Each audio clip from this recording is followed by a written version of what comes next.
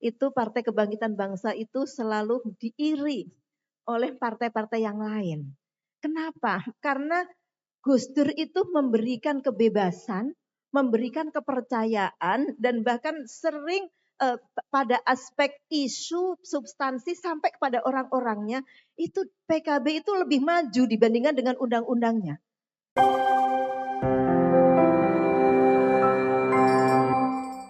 Baik pemikiran agama, pemikiran tentang negara, pemikiran tentang demokrasi, tentang kemanusiaan maupun tentang peradaban. Ya. Kemudian yang terakhir sebagai Ketua Umum Dewan Syuro. Nah ini Ketua Umum Dewan Syuro, saya cerita-cerita dikit nih. Saya ingin sampaikan pada waktu beliau jadi Ketua Umum Dewan Syuro dan saya salah satu anggota FKB tahun 2004 sampai 2009. Itu Partai Kebangkitan Bangsa itu selalu diiri oleh partai-partai yang lain. Kenapa? Karena Gus Dur itu memberikan kebebasan, memberikan kepercayaan, dan bahkan sering pada aspek isu, substansi sampai kepada orang-orangnya, itu PKB itu lebih maju dibandingkan dengan undang-undangnya. Undang-undang tentang keharusan 30% itu baru tahun 2004 ke 2009. Tapi PKB sudah mempraktekkan itu. Sebelum undang-undang partai politik itu berjalan, itu sudah mempraktekkan. Dan ketika saya menjadi wakil sekretaris Dewan Syuro, saya termasuk yang ini matanya itu tajam. Kalau ada pengajuan pengurus DPW atau DPC, ada perempuannya enggak? Nah, kalau enggak ada balikin, jangan disahkan. Nah, begitulah kita punya kuasa. ya, ya kuasanya tapi kuasa dalam rangka kemaslahatan kan seperti itu ya. Ide-ide besar itu memang harus kita kawal. Jadi keterwakilan itu sudah terjadi. Maka pada waktu itu kami perempuan PKB di DPR itu ya boleh dibilang lah kayak the dream team gitulah. The dream team dari perempuan di satu fraksi.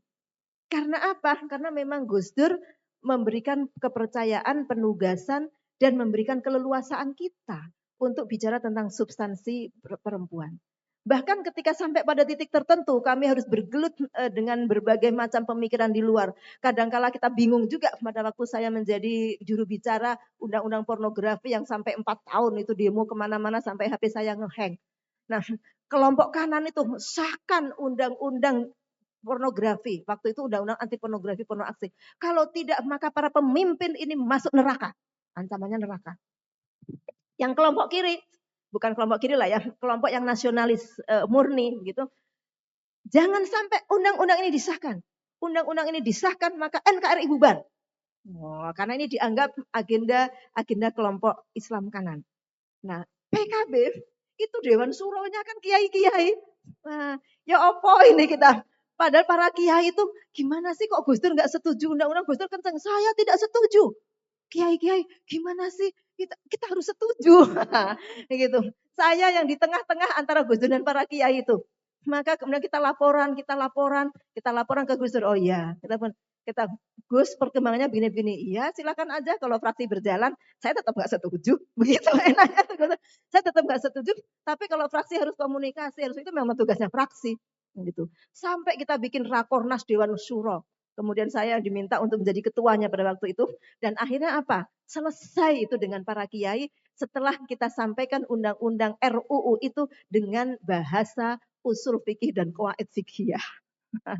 Itu kemudian ini mengapa ini enggak diatur, mengapa ini akhirnya kiai-kiai bisa menerima, alhamdulillah. Sampai di ujung akhir kita sampaikan kita sudah ada perubahan Gus, sudah ada kompromi-kompromi begini. Ya silakan aja jalan, tapi saya tetap enggak setuju. Begitu di ujung akhir sampai kemudian disetujui dan saya bertanda tangan pagi-pagi sekali saya ke beliau subuh-subuh.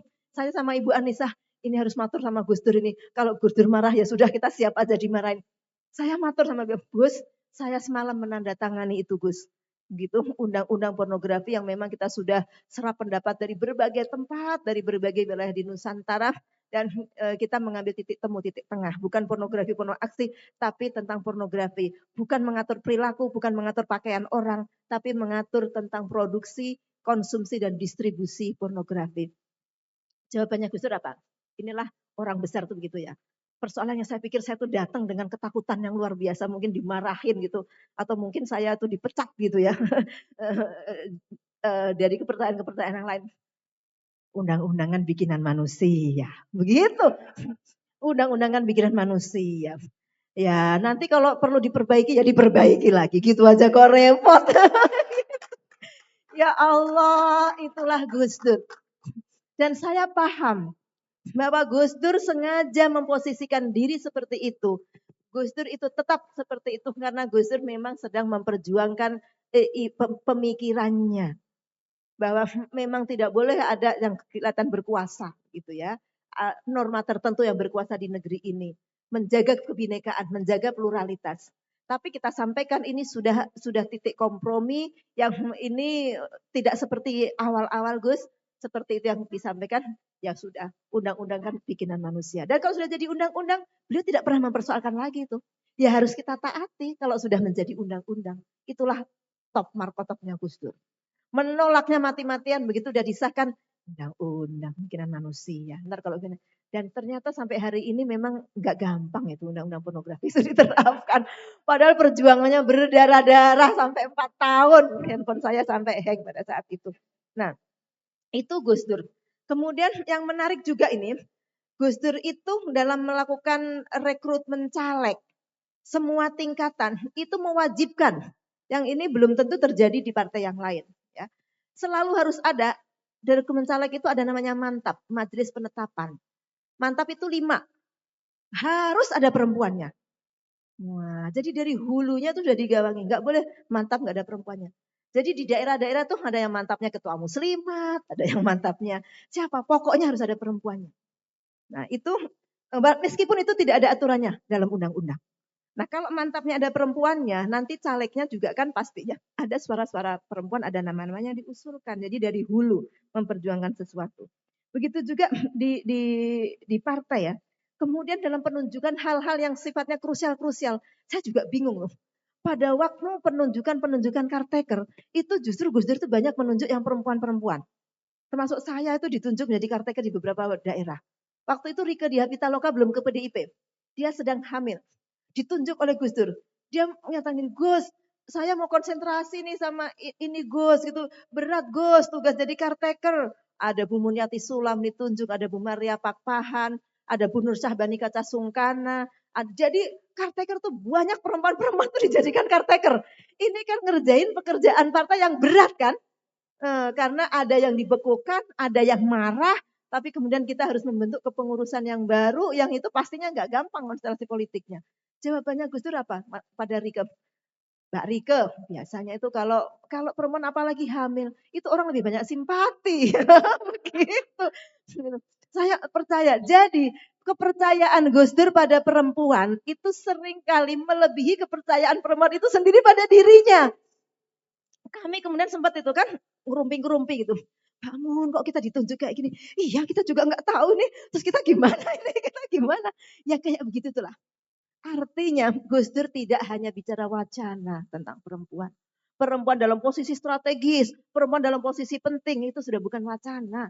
Bahkan perempuan dalam posisi kritis dan krusial itu Gus Dur menunjuk itu yang seperti itu dilakukan beliau pada waktu beliau menjadi ketua umum DPP PKB. Dan yang paling penting juga Gus Dur itu kita kenal sebagai orang yang humoris. Ya, tapi humor Gus Dur itu enggak ada yang seksis, menyakiti perempuan, merendahkan perempuan, mendiskriminasi perempuan. Satu humor tentang perempuan yang waktu di undang-undang pornografi dibahas. Itu tentang pornografi karena beliau berpandangan pornografi itu sebetulnya bukan soal objeknya, tapi soal subjeknya. Kalau orang berpikir ngeres, itu bahkan makanya tuh orang benar ramai kan dianggap Al-Quran porno. Lah, Quran itu kalau orang pikirannya ngeres kan ada kalimat yang dipotong. Kalau orang itu pikirannya ngeres, Quran itu juga bisa porno. Nah, di situ ada kisah romansa Sayyidina Yusuf dengan Zulaikha. Itu ada romansa merayu, kemudian menolak gitu. Lah, kemudian ada yang terpotong tangannya. Lah itu kalau orang pemikirannya ngeres, itu kan bisa porno. Itu maksudnya Gus Dur. Bukan Al-Quran porno, tapi Quran kitab suci sekalipun. Kalau orang pikirannya porno, itu juga bisa porno. Tapi meskipun melihat orang telanjang, maaf, dokter apa namanya, dokter obsgin mau misalnya membantu kelahiran pasiennya, meskipun dia melihat alat kelamin perempuan, maaf ini ngomong vulgar, kalau pikirannya nggak ngeres, ya nggak ngeres. Itu pandangan Gus Dur tentang pornografi. Jadi pornografi itu adanya di sini. Jadi jangan kebanyakan diatur orangnya, yang atur adalah pikiran orang-orangnya, begitu. Itu jalan pikiran Gus Dur konsisten. Dan kemudian beliau sampaikan juga waktu ini, masa coba itu kalau bukan pikiran itu, kiai itu ada begitu. Waktu ngomong-ngomong tentang orang hamil, kiai itu ada, itu kemana tuh coba pikirannya tuh. Gus, saya itu kalau melihat orang hamil, yang kepikir itu bukan hamilnya, tapi gimana dia menjadi hamil. Begitu. Nah itu berarti kan ngeres itu, pornografi itu ngeresnya. Nah itu aja yang saya pernah dengar tuh. Dan itu bukan porno ya. Dan itu bukan merendahkan perempuan. Beliau bicara tentang satu fakta yang objektif bahwa pornografi itu bisa karena pikiran. Masuk ngeliat orang hamil yang kemudian yang kepikir adalah proses untuk menjadi hamil. Ya. Nah itu jadi candaan itu. Dan menjadi argumen Gus Dur, mengapa Gus Dur menolak undang-undang pornografi. Salah satunya itu. Nah itulah beberapa ya cerita tentang Gus Dur. Mungkin forum ini akan bisa menambah cerita itu lagi.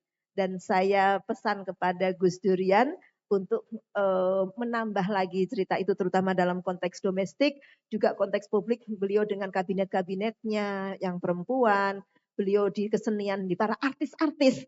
Para artis-artis itu juga punya kesan yang luar biasa juga tentang Gus Dur. Artis-artis perempuan itu. Nah, itu kayak Inul, segala itu perlu ditanya itu. Ada Yeni Rahman, ada siapa lagi tuh, Ayu Azhari. Yang artis-artis hot-hot itu deket juga itu loh. Kepada Gus Dur itu boleh juga itu ditanya bagaimana dia mendapatkan pencerahan dan mendapatkan pengayoman dari seorang Gus Dur. Termasuk artis-artis yang solihah-solihah. Nah, seperti itu juga sama. Jadi memang karena beliau memang sudah melintasi segala macam itu ya. Jadi semua diterima. Makanya termasuk saya ketika bertanya, apa namanya, kan Gus Dur sering ya, ada orang datang kemudian merangkul, terus kemudian orang yang menyalahgunakan difoto, begitu kan. Nah itulah urusan mereka. Nah, urusan saya sama dia masalah nggak ada apa-apa, urusan orang lain silakan aja, enteng aja begitu. Nah, jadi macam-macam itu ya itu sebetulnya turunan dari filosofi gitu aja kok repot. Hal-hal yang kecil jangan dibesar-besarkan. Hal yang besar aja dianggap gitu aja kok repot, apalagi hal yang kecil jangan dibesar-besarkan. Dan saya ingin menutup ini dari kalimat sakti dari Gus Dur terkait dengan keadilan atas semua manusia, keadilan atas semua perbedaan, ya. Yang sama jangan dibeda-bedakan. Yang beda jangan disama-samakan. Kalimat singkat yang sangat luar biasa, padat, dan bermakna untuk kita semua. Kami ingin mengakhiri dengan bacaan Al-Fatihah sekali lagi untuk Gus Dur. Yang sama jangan dibeda-bedakan, yang beda jangan disama-samakan. Penting bagi kita dalam beragama, berbangsa, dan bernegara untuk mewujudkan kemanusiaan dan peradaban yang berkeadilan. Al-Fatihah untuk Gus Dur. A'udzubillahi minasyaitonirrajim. Bismillahirrahmanirrahim. Alhamdulillahirabbil alamin. Arrahmanirrahim. Maliki yaumiddin. Iyyaka na'budu wa iyyaka nasta'in. Ihdinas siratal mustaqim. Siratal ladzina an'amta 'alaihim ghairil maghdubi 'alaihim waladdallin. Amin. Demikian yang dapat kami sampaikan. Mohon maaf ya waktunya terlambat. Terima kasih atas kebersamaannya. Mudah-mudahan kita bisa meneladani Gus Dur dalam pikiran-pikiran besar yang memang sejalan dengan kampus UIN Wali Songo ini, kampus kemanusiaan dan peradaban. Akhirul kalam, wallahumma fiqh ila qomit thoriq. Wassalamualaikum warahmatullahi wabarakatuh.